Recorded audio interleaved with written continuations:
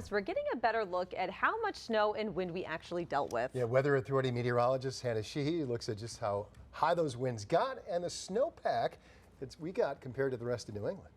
Yesterday's nor'easter was a big storm for southern New England. It wasn't too bad in parts of Maine, but the big story for Mainers was the wind. If we take a look at these storm reports for places around New England, the airport in Greene, Rhode Island received over 3 feet of snow, just under 40 inches. Warwick, Rhode Island got 36.2. Whitman, Massachusetts, 33.7. Middleborough got 31.2. Bridgeport, Connecticut got 20 inches, while Boston, Massachusetts received almost 17 inches of snowfall. As we look at storm reports from around our neck of the woods, Kittery took home the gold for our system by getting around 10.3 inches. South Portland, over half a foot of snow. Same with Old Orchard Beach. Bath, Lewiston got around 4, while Westbrook got 3.5.